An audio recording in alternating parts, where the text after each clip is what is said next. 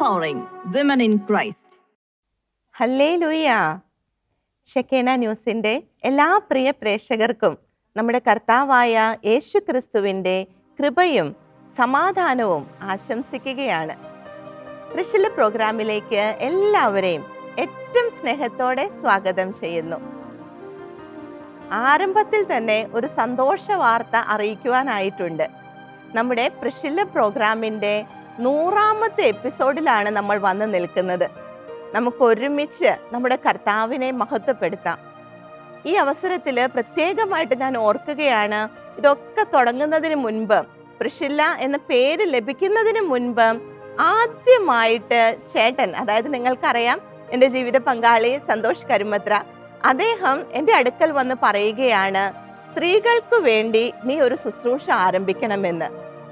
സത്യം പറഞ്ഞ അബ്രാഹത്തിന്റെ ഭാര്യ സാറായുടെ അടുത്ത് ദേവദൂതന്മാർ വന്നിട്ട് നിനക്കൊരു കുഞ്ഞുണ്ടാകും എന്ന് പറഞ്ഞപ്പോൾ നമ്മൾ വായിക്കുന്നുണ്ട്, അവൾ കൂടാരത്തിനകത്തിരുന്ന് ചിരിച്ചു എന്ന്. അതേപോലെ ഞാൻ അത് ചിരിച്ചു തള്ളുകയാണ് ചെയ്തത്.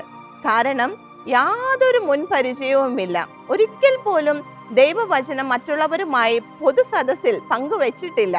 ഇങ്ങനെയുള്ള ഒരാളോട് വന്നിട്ട് TV ചാനലിൽ ഒരു പ്രോഗ്രാം തന്നെ ആരംഭിക്കണമെന്ന് പറഞ്ഞപ്പോൾ ഞാൻ ഒരു തമാശയായിട്ട് മാത്രമാണ് കണ്ടത്.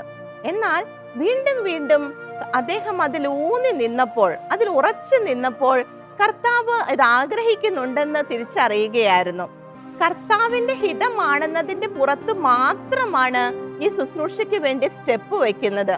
ഇതിന്റെ ആരംഭ സമയത്തൊക്കെ നമ്മുടെ ടെക്നിക്കൽ ടീമും പോസ്റ്റ് പ്രൊഡക്ഷൻ ടീമും എല്ലാം വളരെയധികം ബുദ്ധിമുട്ടുകൾ അനുഭവിച്ചിട്ടുണ്ട്, യാതൊരു പരിചയവുമില്ലാത്ത ഒരാളെ ഇങ്ങനെ കൊണ്ട് നിർത്തുന്നതിന് വേണ്ടിയിട്ട്. എന്നാൽ കർത്താവ് വളരെ അത്ഭുതകരമായ രീതിയിൽ ഇന്ന് 100ാമത്തെ എപ്പിസോഡിലേക്ക് എത്തിച്ചിരിക്കുകയാണ്. വെറും 10 എപ്പിസോഡ് കംപ്ലീറ്റ് ആകുമോ എന്ന സംശയത്തിൽ തുടങ്ങിയ പ്രോഗ്രാമിനെ ഇത്രത്തോളം അത്ഭുതകരമായിട്ട് കർത്താവ് നയിക്കുകയായിരുന്നു. ഇതിന് പിന്നിൽ ഒത്തിരിയേറെ പ്രോത്സാഹനങ്ങൾ ഉണ്ടായിട്ടുണ്ട്, ഒത്തിരിയേറെ സ്നേഹത്തോടെയുള്ള വാക്കുകൾ ഇതിന് പ്രചോദനമായിട്ടുണ്ട്. പലപ്പോഴും നിർത്താനും കൺഫ്യൂഷനും ഒക്കെ വരുമ്പോഴും ഒത്തിരിയേറെ പേരിലൂടെ കർത്താവ് ഒരു എനർജി, ഒരു ബൂസ്റ്റപ്പ് നൽകുന്നുണ്ടായിരുന്നു. എല്ലാവരെയും ഓർത്ത് കർത്താവിന് നന്ദി പറയുകയാണ്. പ്രത്യേകിച്ച് എൻ്റെ മാതാപിതാക്കളെ ഓർക്കുന്നു, ടീം ഷെക്കീനയിലെ എല്ലാ സഹോദരങ്ങളെയും ഓർക്കുന്നു. പ്രത്യേകിച്ച് പ്രഷില്ല ഒരു ടീം തന്നെയുണ്ട്. ഷെക്കേന ടീമിലെ എല്ലാവരുടെയും ഭാര്യമാർ ഒരുമിച്ച് ഒരു കൂട്ടായ്മയുണ്ട് പ്രഷില്ല എന്ന പേരിൽ. അവരിലൂടെ ഓരോ ഷൂട്ടിന്റെ സമയത്തും അവരിലൂടെ പ്രാർത്ഥനയിലൂടെയും പ്രോത്സാഹനത്തിലൂടെയും എല്ലാം കർത്താവ് ഒത്തിരിയേറെ താങ്ങ് നൽകിയിട്ടുണ്ട്. അവരെയെല്ലാം ഈ അവസരത്തിൽ നന്ദിയോടെ ഓർക്കുകയാണ്. അതുപോലെ തന്നെ നിങ്ങളിൽ പലരും ഇത് കണ്ട് ഇതിനെക്കുറിച്ചുള്ള പ്രോത്സാഹന വാക്കുകള്, തിരുത്തലുകള് എല്ലാം നൽകിയിട്ടുണ്ട്. നിങ്ങളിലൂടെ കർത്താവ് നൽകിയ ആ ഒരു പ്രോത്സാഹനത്തിന്, ആ ഒരു സഹകരണത്തിന് നന്ദി പറയുകയാണ്. നമുക്ക് ഇനിയും ഒരുമിച്ച് കർത്താവിന്റെ ഈ വചനം പങ്കുവെക്കുന്നതിൽ, വചനം പഠിക്കുന്നതിൽ നമുക്ക് ഒരുമിച്ച് മുന്നോട്ട് പോകാം. നിങ്ങൾക്കറിയാം, ഈ ശുശ്രൂഷയിൽ എന്നോടൊപ്പമായിരിക്കുന്നത് ഇവാഞ്ചലി, അവൾ എൻ്റെ അനുജത്തിയാണ്. എൻ്റെ താഴെയുള്ള അനുജത്തി റോസാണ് ഇതിന്റെ പ്രൊഡ്യൂസറായി നിൽക്കുന്നത്. ഞങ്ങൾക്ക് ഒരുമിച്ച്, ഞങ്ങൾ 3 സഹോദരിമാർ ഒരുമിച്ച് ഈ ഒരു ശുശ്രൂഷ കൊണ്ടുപോകാനായിട്ട് കർത്താവ് ഞങ്ങൾക്ക് നൽകിയ അവസരത്തിന് ഞങ്ങൾ ഒന്ന് ചേർന്ന് നന്ദി പറയുകയാണ്. ഇതെങ്ങനെ ഇത്രത്തോളം എത്തി എന്ന് ചോദിച്ചാൽ ഒരേ ഒരു ഉത്തരമേ ഉള്ളൂ. വിശുദ്ധ ലൂക്കായുടെ സുവിശേഷം 1-ാം അധ്യായം 37-ാം തിരുവാക്യം, ദൈവത്തിന് ഒന്നും അസാധ്യമല്ല. തീർച്ചയായിട്ടും കർത്താവിന്റെ ആ ഒരു കൃപ മാത്രമാണ് ഇത്രത്തോളം ഈ ശുശ്രൂഷയെ കൊണ്ടുവന്നത്. നമുക്ക് ഒരുമിച്ച് കർത്താവിന്റെ മുൻപിൽ നന്ദിയോടെ ആയിരിക്കാം. സങ്കീർത്തകനായ ദാവീദ് 69-ാം അധ്യായം 30-ാം തിരുവാക്യത്തിൽ ഇപ്രകാരം പറയുന്നുണ്ട്, ഞാൻ ദൈവത്തിന്റെ നാമത്തെ പാടി സ്തുതിക്കും, കൃതജ്ഞതാ സ്തോത്രത്തോടെ ഞാൻ അവിടുത്തെ മഹത്വപ്പെടുത്തും. നമുക്കൊരുമിച്ച് കൃതജ്ഞതാ സ്തോത്രത്തോടെ നമ്മുടെ കർത്താവിനെ മഹത്വപ്പെടുത്താനായിട്ട് ഒരുങ്ങാം. ഈ കണ്ട കാലം അത്രയും നമ്മെ നടത്തിയ, നമ്മെ കൈ പിടിച്ച് വഴി നടത്തിയ നമ്മുടെ സ്നേഹനിധിയായ കർത്താവിനെ നമുക്ക് ഒരുമിച്ച് നന്ദി പറയാം. പ്രത്യേകമായിട്ട് ഇന്ന് നമുക്ക് ഈ ശുശ്രൂഷയിലൂടെ കർത്താവ് നൽകിയ അനുഗ്രഹങ്ങളെ ഓർക്കാം. കർത്താവ് നമ്മെ ഓരോരുത്തരെയും കർത്താവിന്റെ വചനത്തിൽ ആഴപ്പെടുത്തിയതിനെ ഓർത്ത് നന്ദി പറയാം. നന്ദി നിറഞ്ഞ മനസ്സോടെ കർത്താവിൻ്റെ നടത്തിയ വഴികളെ ഓർത്തുള്ള നന്ദി നിറഞ്ഞ ഹൃദയത്തോടെ നമുക്ക് ഒരുമിച്ച് നമ്മുടെ കർത്താവിനെ സ്തുതിച്ച് ആരാധിക്കുവാനായിട്ട് ഒരുങ്ങാം. Hallelujah, hallelujah. കർത്താവേ, ഞങ്ങൾ നന്ദി പറയുകയാണ്. അങ്ങ് ഞങ്ങളെ നടത്തിയ വിധങ്ങൾക്കായിട്ട് നന്ദി പറയുകയാണ്. ഈ 100 എപ്പിസോഡുകൾ കർത്താവേ, അങ്ങ് ഞങ്ങളെ കൈ പിടിച്ച് നടത്തിയ അങ്ങയുടെ വലിയ സ്നേഹത്തെ ഓർത്ത് കർത്താവേ ഞങ്ങൾ നന്ദി പറയുകയാണ്. ഇതിനു പിന്നിൽ ഞങ്ങൾക്ക് പ്രോത്സാഹനം നൽകിയ, ഞങ്ങൾക്ക് താങ്ങായ ഓരോ വ്യക്തികളെയും ഓർത്ത് കർത്താവേ ഞങ്ങൾ നന്ദി പറയുകയാണ്. കർത്താവേ, അങ്ങയുടെ രാജ്യവേലയ്ക്ക് വേണ്ടി ഞങ്ങൾ ഉപകരണങ്ങളാക്കിയതിനെ ഓർത്ത് കർത്താവേ നന്ദി പറയുന്നു. Hallelujah, hallelujah. ഈശോയേ നന്ദി. മനസ്സാൽ നാദാ, നിറഞ്ഞ മിഴിയാൽ നാദാ, ഹല്ലേലൂയ. നന്ദി ചൊല്ലിടുന്നു ഞാൻ, നന്ദി ചൊല്ലിടുന്നു ഞാൻ. നന്ദി ഈശോയേ. നിറഞ്ഞ മനസ്സാൽ നാദാ, ഈശോ.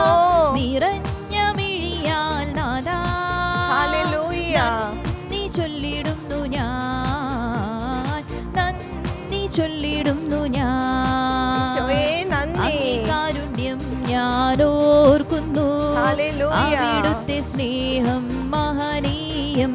ആമേൻ, അങ്ങേ ആമേൻ. കാരുണ്യം ഞാൻ ഓർക്കുന്നു, അവിടുത്തെ സ്നേഹം മഹനീയം. Hallelujah, hallelujah. കർത്താവേ, ഞങ്ങളുടെ മഹനീയമായ സ്നേഹത്തെ ഞങ്ങൾ ഓർത്ത് നന്ദി പറയുകയാണ്. ഞങ്ങളുടെ വലിയ കരുണയെ ഓർത്ത് കർത്താവേ ഞങ്ങൾ നന്ദി പറയുകയാണ്.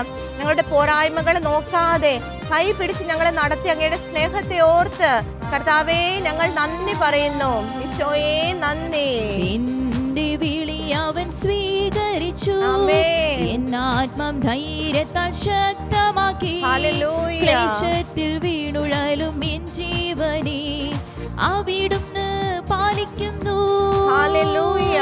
എന്റെ വിളി അവൻ സ്വീകരിച്ചു, എന്നാത്മം ധൈര്യത്താൽ ശക്തമാക്കി. ഈശോ.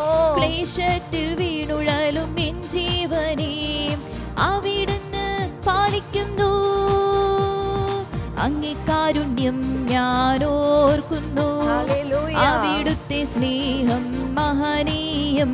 ഹല്ലേലൂയ. അങ്ങേ കാരുണ്യം ഞാൻ ഓർക്കുന്നു, അവിടുത്തെ സ്നേഹം മഹനീയം. നന്ദി ഈശോയേ. നിറഞ്ഞ മനസ്സാൽ നാഥാ, ഹല്ലേലൂയ. നിറഞ്ഞ മിഴിയാൽ നാഥാ, ഈശോ. നന്ദി ചൊല്ലിടുന്നു ഞാൻ, നന്ദി ചൊല്ലിടുന്നു ഞാൻ. നന്ദി ഈശോയേ. അങ്ങേ കാരുണ്യം ഞാൻ ഓർക്കുന്നു, അവിടുത്തെ സ്നേഹം മഹനീയം. ഹല്ലേലൂയ. അങ്ങേ കാരുണ്യം ഞാൻ ഓർക്കുന്നു, അവിടുത്തെ സ്നേഹം മഹനീയം. നന്ദി ഈശോയേ. അങ്ങേ കാരുണ്യം ഞാൻ ഓർക്കുന്നു, അവിടുത്തെ സ്നേഹം മഹനീയം. ഹല്ലേലൂയ. അവിടുത്തെ സ്നേഹം മഹനീയം. Hallelujah, hallelujah. നന്ദി ഈശോയേ നന്ദി. ഹല്ലേലൂയ. അങ്ങയുടെ അനന്തമായ കരുണയോർത്ത് നന്ദി ഈശോയേ. Hallelujah, hallelujah. ഈശോയേ നന്ദി, ഈശോയേ നന്ദി, ഈശോയേ നന്ദി. നടത്തിയ വിധങ്ങൾക്കായിട്ട്, നൽകിയ വഴികൾക്കായിട്ട് കർത്താവേ ഞങ്ങൾ നന്ദി പറയുകയാണ്. Hallelujah, hallelujah. ഈശോയേ നന്ദി, ഈശോയേ നന്ദി. Hallelujah, hallelujah. ഞങ്ങളുടെ പ്രിയപ്പെട്ട അമ്മേ മാതാവേ, അമ്മ ഞങ്ങളോടൊപ്പം ഉണ്ടായിരുന്നു. ഈ കഴിഞ്ഞ 100 എപ്പിസോഡുകളിലും അമ്മയുടെ മാധ്യസ്ഥ്യവും അമ്മയുടെ സാന്നിധ്യവും ഞങ്ങൾക്കൊപ്പം ഉണ്ടായിരുന്നു. അമ്മേ, ഞങ്ങൾ നന്ദി പറയുകയാണ്. അമ്മയുടെ കാപ്പയ്ക്കുള്ളിൽ ഞങ്ങളെ പൊതിഞ്ഞ് സംരക്ഷിച്ച് ഇത്രത്തോളം എത്തിച്ചതിനെ ഓർത്ത് അമ്മേ നന്ദി പറയുകയാണ്. വിശുദ്ധ യൗസേപ്പിതാവേ, തിരുകുടുംബത്തിൻ്റെ പാലക, യൗസേപ്പിതാവിൻ്റെ പ്രാർത്ഥന ഞങ്ങളോടൊപ്പം, ഞങ്ങളുടെ കുടുംബങ്ങളോടൊപ്പം ഉണ്ടായിരുന്നതിനെ ഓർത്ത്, ഇത്രത്തോളം എത്തുന്നതിൽ യൗസേപ്പിതാവിൻ്റെ പ്രാർത്ഥന ഞങ്ങൾക്ക് തുണയായിരുന്നതിനെ ഓർത്ത് യൗസേപ്പിതാവേ ഞങ്ങൾ നന്ദി പറയുകയാണ്. നമുക്ക് ചേർന്ന് പ്രാർത്ഥിക്കാം. നന്മ നിറഞ്ഞ മറിയമേ സ്വസ്തി, കർത്താവ് അങ്ങയോടുകൂടെ സ്ത്രീകളിൽ അങ്ങ് അനുഗ്രഹിക്കപ്പെട്ടവളാകുന്നു. അങ്ങയുടെ ഉദരത്തിൻ ഫലമായി ഈശോ അനുഗ്രഹിക്കപ്പെട്ടവനാകുന്നു. പരിശുദ്ധ മറിയമേ, തമ്പുരാന്റെ അമ്മേ, പാപികളായ ഞങ്ങൾക്ക് വേണ്ടി ഇപ്പോഴും ഞങ്ങളുടെ മരണസമയത്തും തമ്പുരാനോട് അപേക്ഷിക്കണമേ. ആമേൻ. ആമേൻ. യേശുക്രിസ്തുവിൽ എൻ്റെ പ്രിയമുള്ള സഹോദരങ്ങളെ, നമ്മൾ പഠിച്ചുകൊണ്ടിരുന്നത് പുതിയ നിയമത്തിൽ നമ്മൾ കണ്ടുമുട്ടുന്ന മർത്തായെയും മറിയത്തെയും കുറിച്ചായിരുന്നു. അവരുടെ ജീവിതത്തിലൂടെ കർത്താവ് നാം ഓരോരുത്തരോടും എന്താണ് സംസാരിക്കുന്നത് എന്നായിരുന്നു നമ്മൾ ചിന്തിച്ചത്. നമ്മൾ കണ്ടു മർത്തായുടെ ജീവിതത്തിൽ അവൾക്ക് പറ്റിയ ഒരു വലിയ തെറ്റ് എന്തായിരുന്നുവെന്ന്. അവളുടെ പ്രയോറിറ്റി കർത്താവിന് കൊടുക്കുന്നതിന് പകരം പലവിധ വ്യഗ്ഗചിന്തകളാൽ അവൾ വ്യാകുലയായിരുന്നു. അവൾ അസ്വസ്ഥയായിരുന്നു. കർത്താവിനെയാണ് അവൾ സേവിച്ചിരുന്നത്, കർത്താവിനെയാണ് അവൾ ശുശ്രൂഷ ചെയ്തിരുന്നത്. എങ്കിലും അവളുടെ മനസ്സ് പലതിലും ഉടക്കി നിൽക്കുകയായിരുന്നു. കർത്താവ് അത് തിരുത്തി കൊടുക്കുകയും ആ തിരുത്തലിനെ അവളുടെ ജീവിതത്തിലേക്ക് എപ്രകാരമാണ് അവൾ ഉൾക്കൊണ്ടതെന്നും നമ്മൾ കണ്ടു. നമ്മൾ തിരുത്തലുകളോട് നമ്മൾക്കുണ്ടായിരിക്കേണ്ട മനോഭാവം എന്തെന്ന് മർത്ത നമ്മളെ പഠിപ്പിക്കുകയായിരുന്നു. അതേസമയം മറിയം എല്ലാം വിട്ടുപേക്ഷിച്ച് കർത്താവിൻ്റെ സാന്നിധ്യം അവൾക്കരികെ വന്നതോടുകൂടി മറ്റെല്ലാം ഉപേക്ഷിച്ച് അവൾ കർത്താവിൻ്റെ കാൽക്കൽ ഇരുന്ന് അവിടുത്തെ ശ്രവിക്കുകയായിരുന്നു. കർത്താവ് എന്താണ് പറയുന്നതെന്ന് മാത്രം നോക്കിക്കൊണ്ട് മറിയം ഇരിക്കുന്നതായിട്ടാണ് നമ്മൾ കാണുന്നത്. കർത്താവിൻ്റെ സാന്നിധ്യത്തിന് നമ്മൾ കൊടുക്കേണ്ട പ്രയോറിറ്റി എന്താണെന്ന് മർത്തായും മറിയവും നമുക്ക് പറഞ്ഞു തരുന്നുണ്ട്. അതനുസരിച്ച് നമ്മുടെ ജീവിതത്തിലും മാറ്റങ്ങൾ വരുത്താനായി നമ്മൾ പ്രാർത്ഥിച്ചുകൊണ്ടിരിക്കുകയായിരുന്നു. ഇന്ന് നമ്മൾ ചിന്തിക്കുവാനായി പോകുന്നത് മർത്തായ്ക്ക് കർത്താവിനോടുണ്ടായിരുന്ന ആ ഒരു സ്വാതന്ത്ര്യത്തെ കുറിച്ചാണ്. കർത്താവിൻ്റെ അടുക്കൽ എന്തും പറയാനുള്ള ഒരു സ്വാതന്ത്ര്യം അത് സ്വീകരിച്ചവളായിരുന്നു, അത് പ്രാപ്യമാക്കിയവളായിരുന്നു മർത്ത. നമ്മൾ കാണുന്നുണ്ട് വിശുദ്ധ ലൂക്കായുടെ സുവിശേഷത്തിൽ കർത്താവ് അവരുടെ ഭവനത്തിലേക്ക് വരുമ്പോൾ നമ്മൾ ഓൾറെഡി കണ്ടു കഴിഞ്ഞതാണ്. മർത്ത കർത്താവിനെ ശുശ്രൂഷിക്കാൻ വേണ്ടി എല്ലാം ചെയ്ത് ഒത്തിരിയേറെ പണികൾ ചെയ്തുകൊണ്ട് നടക്കുകയാണ്. എന്നാൽ മറിയം കർത്താവിൻ്റെ കാൽക്കൽ ഇരുന്ന് കർത്താവിനെ ശ്രവിക്കുകയാണ്. ഇത് കണ്ട് അസ്വസ്ഥയാകുന്ന മർത്തായെ നമ്മൾ കാണുന്നുണ്ട്. ഒത്തിരിയേറെ പണികൾ തീർക്കാനുണ്ട്, ഒത്തിരിയേറെ കാര്യങ്ങൾ ചെയ്തു തീർക്കാനുണ്ട്. എന്നാൽ തന്നെ സഹായിക്കാതെ അവിടെ പോയി വെറുതെ ഇരിക്കുന്ന മറിയത്തെ കണ്ട മർത്ത വളരെയേറെ അസ്വസ്ഥയാവുകയാണ്.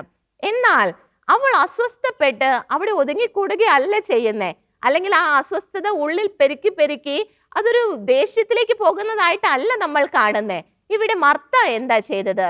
വിശുദ്ധ ലൂക്കായുടെ സുവിശേഷം 10-ാം അധ്യായം 40-ാം വാക്യത്തിലെ 2-ാം ഭാഗം നമുക്കൊന്ന് ശ്രദ്ധിക്കാം. അവൾ അവന്റെ അടുത്തു ചെന്നു പറഞ്ഞു, അവൾ അവന്റെ അടുത്ത് ചെന്ന് ഈശോയുടെ അടുത്ത് ചെന്ന് പറയുകയാണ്, കർത്താവേ, കർത്താവേ, ശുശ്രൂഷയ്ക്കായി എന്റെ സഹോദരി എന്നെ തനിയെ വിട്ടിരിക്കുന്നത് നീ ശ്രദ്ധിക്കുന്നില്ലേ? എന്നെ സഹായിക്കാൻ അവളോട് പറയുക. യാതൊരു മറയുമില്ലാതെ മർത്ത ഓടിച്ചെന്ന് കർത്താവിനോട് കംപ്ലൈന്റ് പറയുകയാണ്. വേറെ എങ്ങും അവൾ പറയുന്നില്ല, നേരെ പോയി കർത്താവിന്റെ അടുക്കൽ ചെന്ന് അവളുടെ ഉള്ളിലുണ്ടായിരുന്ന ആ ഒരു വിഷമം, ആ ഒരു സങ്കടം അവൾ കർത്താവിനോട് നേരെ പറയുകയാണ്. യാതൊരു മറയുമില്ലാതെ പറയുകയാണ്. എൻ്റെ പ്രിയ സഹോദരങ്ങളെ, കർത്താവ് ആരാണെന്ന് മർത്തായ്ക്ക് കൃത്യം അറിയായിരുന്നു. പിന്നീട് അവൾ ഏറ്റു പറയുന്നുണ്ട്, നീ ജീവനുള്ള ദൈവത്തിന്റെ പുത്രനായ ക്രിസ്തുവാണെന്ന്. കർത്താവ് ആരാണെന്ന് കൃത്യം അറിയായിരുന്ന മർത്തായ്ക്ക് കർത്താവിന്റെ അടുത്തുണ്ടായിരുന്ന ആ ഒരു സ്വാതന്ത്ര്യം, എന്തും തുറന്നു പറയാൻ, എന്തും എണ്ണിപ്പറക്കാൻ കർത്താവിന്റെ അടുക്കൽ അവൾക്ക് കഴിഞ്ഞിരുന്നു. മറ്റു പലരുടെ അടുക്കൽ എണ്ണിപ്പറക്കിയിട്ടോ വിഷമം പറഞ്ഞിട്ടോ എന്തെങ്കിലും കാര്യമുണ്ടോ? മർത്ത നമുക്കിവിടെ കൃത്യമായിട്ട് ഒരു കാര്യം കാണിച്ചു തരികയാണ്. നമ്മുടെ വിഷമങ്ങളും നമ്മുടെ സങ്കടങ്ങൾ എന്ത് തന്നെ ബുദ്ധിമുട്ടായിക്കോട്ടെ, എത്ര നിസ്സാരപ്പെട്ട ബുദ്ധിമുട്ടായിക്കൊള്ളട്ടെ, അത് നമ്മൾ എവിടെയാ പറയേണ്ടത്? യാതൊരു മറയുമില്ലാതെ സ്വാതന്ത്ര്യത്തോടെ നമ്മൾ എവിടെയാ പറയേണ്ടത്? കർത്താവിന്റെ അടുക്കൽ അതെല്ലാം പറയാൻ നമുക്ക് സ്വാതന്ത്ര്യമുണ്ട്. പ്രിയമുള്ളവരെ, നമ്മെ കേൾക്കുന്ന ഒരു കർത്താവാണ് നമുക്കുള്ളത്.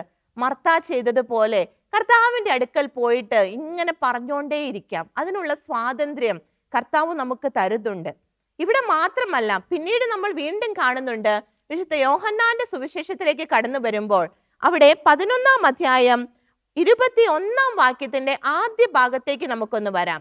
അവിടെ സഹോദരനായ ലാസറിനെ അടക്കിയിട്ട് അവരുടെ ഭവനത്തിൽ ഒത്തിരിയേറെ യഹൂദരൊക്കെ ഉള്ള ഒരു സമയം. ആ സമയത്താണ് കർത്താവ് ആ ഭവനത്തിലേക്ക് കടന്നു ചെല്ലുന്നത്. കർത്താവിനെ കണ്ട മാത്രയിൽ മർത്ത എന്താണ് പറയുന്നതെന്നാണ് ഈ തിരുവചനം നമുക്ക് പറഞ്ഞു തരുന്നത്. വിശുദ്ധ യോഹന്നാന്റെ സുവിശേഷം 11-ാം അധ്യായം അതിൽ 21-ാം വാക്യത്തിന്റെ ആദ്യ ഭാഗം. മർത്ത യേശുവിനോട് പറഞ്ഞു, മർത്ത യേശുവിനോട് പറഞ്ഞു, കർത്താവേ, കർത്താവേ, നീ ഇവിടെ ഉണ്ടായിരുന്നെങ്കിൽ നീ ഇവിടെ ഉണ്ടായിരുന്നുവെങ്കിൽ എന്റെ സഹോദരൻ മരിക്കുകയില്ലായിരുന്നു. എന്റെ സഹോദരൻ മരിക്കുകയില്ലായിരുന്നു. ഇവിടെ മർത്ത വളരെയേറെ വിഷമത്തിലാണ്. അവർക്ക് ആകെ ഉണ്ടായിരുന്ന ഒരു സഹോദരൻ മരിച്ച് അടക്കിയിട്ട് 4 ദിവസം കഴിഞ്ഞു. അപ്പോഴാണ് കർത്താവ് അങ്ങോട്ട് വരുന്നത്.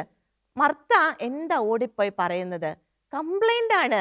അങ്ങ് ഇവിടെ ഉണ്ടായിരുന്നെങ്കിൽ എൻ്റെ സഹോദരൻ മരിക്കുകയില്ലായിരുന്നു. എന്തൊരു ഫ്രീഡമാണ് മർത്തായ്ക്ക് ഈശോയുടെ അടുത്ത് ഉണ്ടായിരുന്നത്. കംപ്ലൈന്റുകൾ ഇങ്ങനെ പറയാനായിട്ട്, തൻ്റെ മനസ്സിലുള്ള വിഷമങ്ങളെല്ലാം കർത്താവിനോട് തുറന്നു പറയാനായിട്ടുള്ള ആ ഒരു സ്വാതന്ത്ര്യം അത് മർത്തായ്ക്ക് ഉണ്ടായിരുന്നു. മർത്തായ്ക്ക് മാത്രമല്ല കേട്ടോ, മറിയവും എന്താ ഇവിടെ പറയുന്നത്? 11-ാം അധ്യായത്തിൽ തന്നെ 32-ാം വാക്യത്തിന്റെ 2-ാം ഭാഗത്തേക്ക് വരുമ്പോൾ അവിടെ മറിയം എന്താണ് പറയുന്നത്? അവനെ കണ്ടപ്പോൾ കാൽക്കൽ വീണു പറഞ്ഞു. അവനെ കണ്ടപ്പോൾ, യേശുവിനെ കണ്ടപ്പോൾ മറിയം യേശുവിന്റെ കാൽക്കൽ വീണ് പറഞ്ഞു, കർത്താവേ, കർത്താവേ, നീ ഇവിടെ ഉണ്ടായിരുന്നെങ്കിൽ നീ ഇവിടെ ഉണ്ടായിരുന്നുവെങ്കിൽ എന്റെ സഹോദരൻ മരിക്കുമായിരുന്നില്ല. എന്റെ സഹോദരൻ മരിക്കുമായിരുന്നില്ല. മർത്തായ്ക്കും മറിയത്തിനും എന്തും കർത്താവിനോട് പറയാമായിരുന്നു. കർത്താവ് ഇത്രയും വൈകിയതിന്റെ ആ ഒരു സങ്കടം അവർ പറഞ്ഞു തീർക്കുന്ന ഭാഗമാണത്. നേരത്തെ കർത്താവേ, നീ വന്നിരുന്നെങ്കിൽ എൻ്റെ സഹോദരൻ മരിക്കുകയില്ലായിരുന്നു. രണ്ടുപേരും ഒരേപോലെ കർത്താവിൻ്റെ അടുത്ത് ആ സ്വാതന്ത്ര്യം എടുക്കുകയാണ്. വീണ്ടും 39-ാം വാക്യത്തിലേക്ക് വരുമ്പോൾ കർത്താവ് ഈ വിഷമങ്ങളൊക്കെ കേട്ടിട്ട് ലാസറിന്റെ കല്ലറയ്ക്കൽ ചെല്ലുകയാണ്. അവിടെ ചെന്ന് കർത്താവ് ആ കല്ല് ഉരുട്ടി മാറ്റുവാനായിട്ട് പറയുകയാണ്. അപ്പോൾ മർത്ത എന്താ പറയുന്നത്? 39-ാം വാക്യം നമുക്കൊന്ന് ശ്രദ്ധിക്കാം. യേശു പറഞ്ഞു, ആ കല്ലെടുത്തു മാറ്റുവിൻ. മരിച്ചയാളുടെ സഹോദരിയായ മർത്ത പറഞ്ഞു, കർത്താവേ, ഇപ്പോൾ ദുർഗന്ധമുണ്ടായിരിക്കും. ഇത് 4-ാം ദിവസമാണ്. ഇവിടെയും മർത്ത മനസ്സിലൊന്നും ഒളിപ്പിച്ചു വെക്കുകയല്ല ചെയ്യുന്നത്. കർത്താവ് കല്ലുരുട്ടി മാറ്റാൻ പോകുമ്പോഴേക്കും മർത്ത ഓടിച്ചെന്ന് തടയുകയാണ്. എന്തിനാണ്? ദുർഗന്ധമുണ്ടായിരിക്കും കർത്താവേ, 4 ദിവസമായി എന്ന് പറഞ്ഞ് മർത്ത കർത്താവിനെ തടയുകയാണ്. കർത്താവിനും മർത്തായ്ക്കും ഇടയിൽ നമ്മൾ ഒരു ഗ്യാപ്പും കാണുന്നില്ല. വലിയ സ്വാതന്ത്ര്യം അവിടെ ഉണ്ടായിരുന്നു. എന്തും കർത്താവിനോട് പറയാനുള്ള ആ ഒരു വലിയ സ്വാതന്ത്ര്യം മർത്തായ്ക്ക് ഉണ്ടായിരുന്നു. ഇതിന് പിന്നിൽ ഒരു രഹസ്യമുണ്ട് കേട്ടോ. യോഹന്നാന്റെ സുവിശേഷം 11-ാം അധ്യായം 5-ാം തിരുവാക്യത്തിൽ വിശുദ്ധ വചനം വളരെ വ്യക്തമായി നമുക്കൊരു കാര്യം പറഞ്ഞു തരുന്നുണ്ട്. യേശു മർത്തായെയും അവളുടെ സഹോദരിയെയും ലാസറിനെയും സ്നേഹിച്ചിരുന്നു. എടുത്തു പറയുകയാണ്, മർത്തായ്ക്കും മറിയത്തിനും ലാസറിനും അങ്ങോട്ട് സ്നേഹമുണ്ടായിരുന്നു, അത് നമുക്കറിയാം. അത് മാത്രമല്ല, തിരിച്ച് കർത്താവിന് അവരോട് അത്രയധികം ആഴമേറിയ ഒരു ബന്ധമുണ്ടായിരുന്നു. മർത്തായെയും മറിയത്തെയും ലാസറിനെയും കർത്താവ് സ്നേഹിച്ചിരുന്നു എന്ന് വചനം എടുത്തു പറയുകയാണ്. കർത്താവിനും അവർക്കുമിടയിൽ, മർത്തായ്ക്കും മറിയത്തിനും കർത്താവിനും ഒക്കെ ഇടയിൽ വളരെ ഇൻറ്റിമേറ്റ് ആയിട്ടുള്ള ഒരു റിലേഷൻ ഉണ്ടായിരുന്നു. ആ ഒരു ബന്ധത്തിൽ വലിയൊരു സ്വാതന്ത്ര്യം ഉണ്ടായിരുന്നു. ഈ ഒരു ബന്ധത്തിലേക്ക് പ്രിയമുള്ളവരെ നാം ഓരോരുത്തരെയും കർത്താവ് വിളിക്കുന്നത്. ഈ ഒരു ബന്ധത്തിലായിരിക്കാനാ കർത്താവ് ഇഷ്ടപ്പെടുന്നത്. കർത്താവ് നമ്മെ എല്ലാവരെയും സ്നേഹിക്കുന്നുണ്ട്. എന്നാൽ ഇതുപോലെ തിരിച്ച് കർത്താവിനെ സ്നേഹിക്കാൻ, കർത്താവിൻ്റെ അടുത്ത് സ്വാതന്ത്ര്യം എടുക്കാനുള്ള ആ ഒരു ഫ്രീഡം അത് നമുക്കുണ്ടോ എന്നാണ് നമ്മൾ ചിന്തിക്കേണ്ടത്. മർത്തായെ പോലെ എന്തും കർത്താവിനോട് തുറന്നു പറയാനുള്ള ആ ഒരു ഫ്രീഡം, അതിലേക്കാണ് കർത്താവ് ഇന്ന് നമ്മെ വിളിക്കുന്നത്. മർത്തായ്ക്കുണ്ടായിരുന്ന ആ ഒരു സ്വാതന്ത്ര്യം ഇവിടെ മാത്രമല്ല, പഴയ നിയമത്തിലും ഈ ഒരു വലിയ സ്വാതന്ത്ര്യം നമുക്ക് കാണുവാനായി സാധിക്കും. നമുക്കറിയാം, പൂർവ്വ പിതാവായ അബ്രാഹവും കർത്താവും തമ്മിലുള്ള ബന്ധത്തെക്കുറിച്ച് പരിശുദ്ധ വചനം നമുക്ക് വ്യക്തമായി പറഞ്ഞു തരുന്നുണ്ട്. വിശുദ്ധ യാക്കോബ് ശ്ലീഹ എഴുതിയ ലേഖനം 2-ാം അധ്യായം അവിടെ 23-ാം തിരുവാക്യം നമുക്കൊന്ന് ശ്രദ്ധിക്കാം. അബ്രാഹാം ദൈവത്തിൽ വിശ്വസിച്ചു, അതവന് നീതിയായി പരിഗണിക്കപ്പെട്ടു എന്ന തിരുവെഴുത്ത് നിറവേറി. അവൻ ദൈവത്തിന്റെ സ്നേഹിതൻ എന്ന് വിളിക്കപ്പെടുകയും ചെയ്തു. അബ്രാഹാം ദൈവത്തിന്റെ സ്നേഹിതൻ എന്ന് വിളിക്കപ്പെടുകയും ചെയ്തു. ദൈവത്തിന്റെ സ്നേഹിതനായിട്ടാണ് അബ്രാഹത്തെ പരിശുദ്ധ വചനം നമുക്ക് മനസ്സിലാക്കി തരുന്നത്. ഇതുമായി ബന്ധപ്പെട്ട് ആ ഒരു ഫ്രീഡം അവർക്കിടയിൽ ഉണ്ടായിരുന്നു എന്ന് തെളിയിക്കുന്ന ഒരു സംഭവമുണ്ട്. നമുക്കറിയാം സോദോം ഗൊമോറയുടെ ആ ഒരു നാശം, അതിന്റെ മേൽ കർത്താവിന്റെ വിധി വരുന്ന ഒരു ഭാഗം. ഉൽപ്പത്തി പുസ്തകം 18-ാം അധ്യായം അതിൽ 18-ാം തിരുവാക്യത്തിലേക്ക് നമുക്കൊന്ന് കടന്നു വരാം. അവിടെ തിരുവചനം പറയുകയാണ്, കർത്താവ് ആലോചിച്ചു, അബ്രാഹാം മഹത്തും ശക്തവുമായ ഒരു ജനതയായി തീരുമെന്നും ഭൂമിയിലെ ജനപദങ്ങളെല്ലാം അവനിലൂടെ അനുഗ്രഹിക്കപ്പെടുമെന്നും അറിഞ്ഞിരിക്കെ ഞാൻ ചെയ്യാൻ പോകുന്ന കാര്യം അവനിൽ നിന്നും മറച്ചു വെക്കണമോ? കർത്താവ് ആലോചിക്കുകയാണ്, ഞാൻ ചെയ്യാൻ പോകുന്ന കാര്യം എൻ്റെ സ്നേഹിതനായ അബ്രാഹത്തിൽ നിന്ന് മറച്ചു വെക്കണമോ?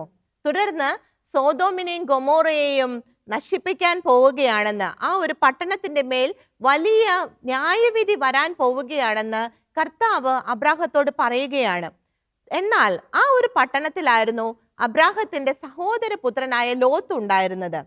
ആ ലോത്തിന്റെ രക്ഷയെ പ്രതി അബ്രാഹാം കർത്താവിനോട് ബാർഗെയിൻ ചെയ്യുന്ന ഒരു രംഗമാണ് നമ്മൾ തുടർന്ന് കാണുന്നത്.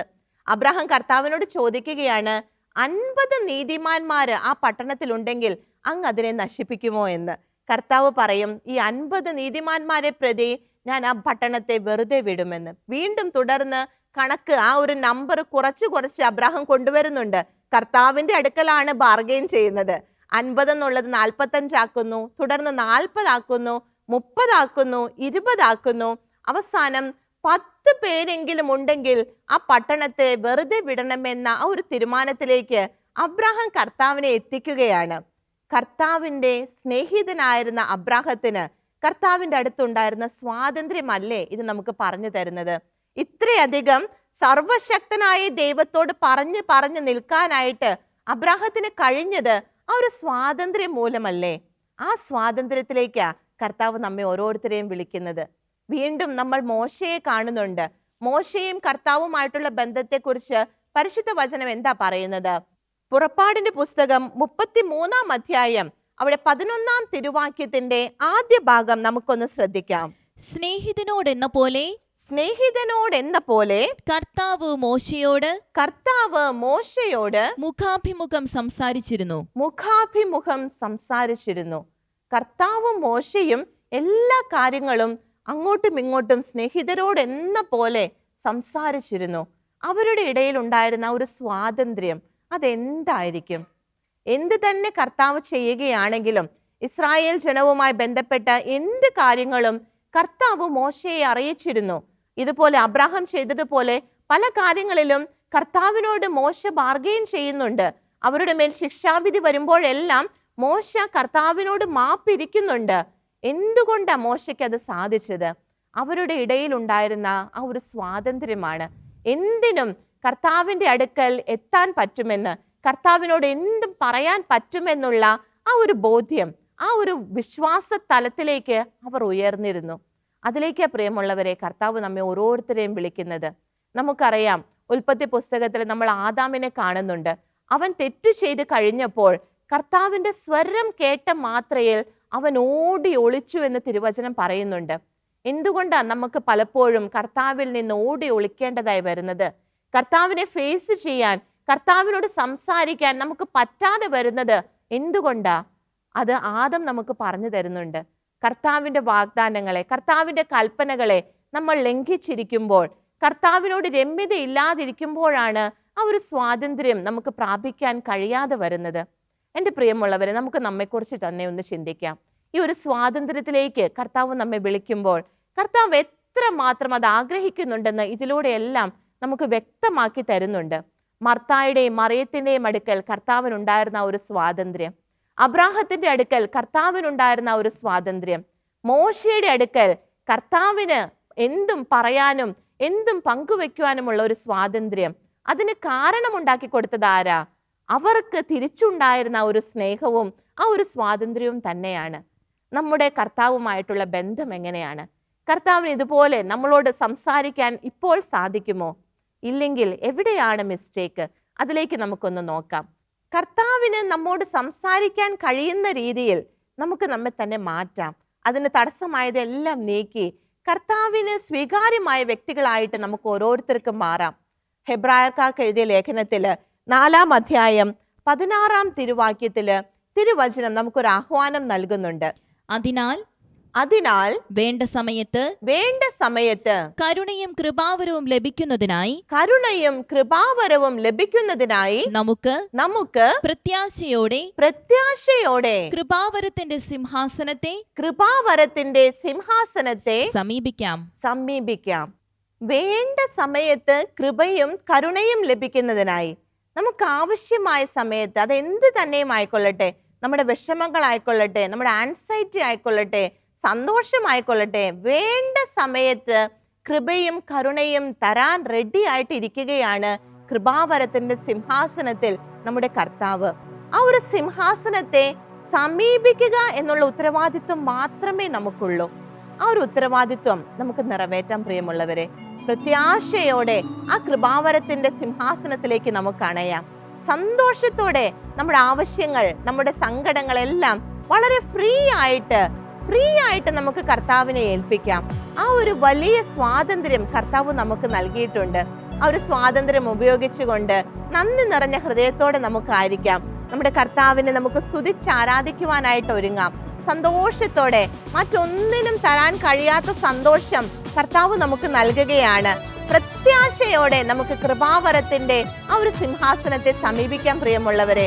നമുക്കൊന്ന് ചേർന്ന് നമ്മുടെ കർത്താവിനെ സ്തുതിച്ച് ആരാധിക്കാം. Hallelujah, hallelujah. ഈശോയെ നന്ദി പറയുകയാണ്.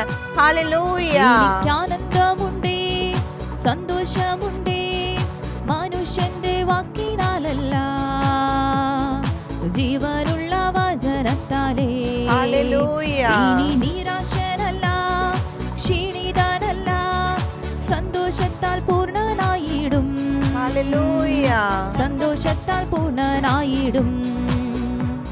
ആ വചനത്താൽ സന്തോഷമുണ്ടേ, ആ വാക്കിനാൽ വിടുതലുണ്ടേ, ആ വചനത്താൽ പൂർണ്ണതയുണ്ടേ, ആ വാക്കിനാൽ നിറവുമുണ്ടേ.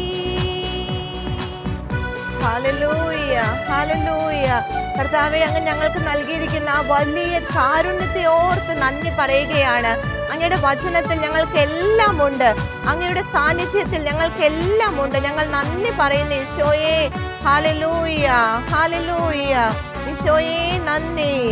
ഈ ആത്മസന്തോഷം യേശുവിൽ മാത്രം, മറ്റാരിലും കാണുന്നില്ലേ ഞാൻ, ഇനി മേലാലും ഞാൻ കാണുകയില്ല. ഹല്ലേലൂയ.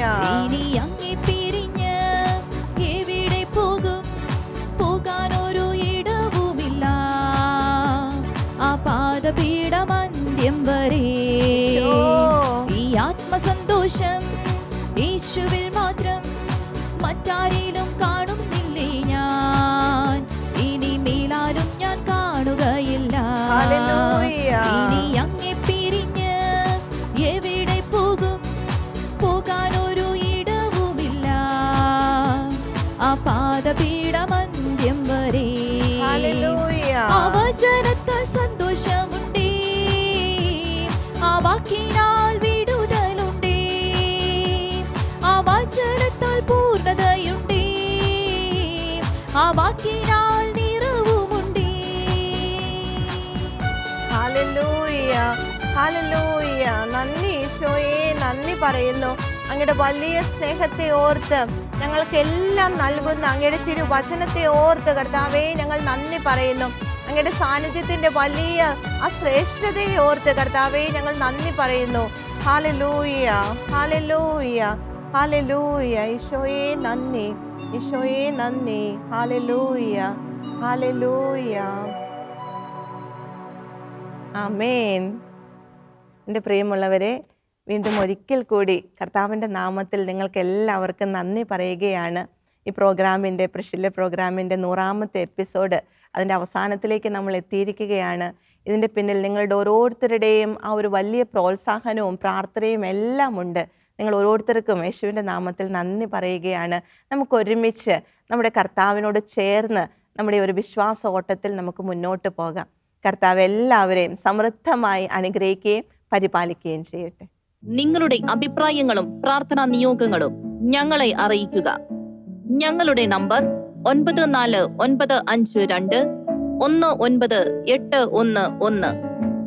ഞങ്ങളുടെ ഇമെയിൽ priscilla@gmail.com. ഞങ്ങളുടെ address പ്രിഷില്ല Shekinah news, Thalikkode, Pattikkad PO, Thrissur, Kerala 680652.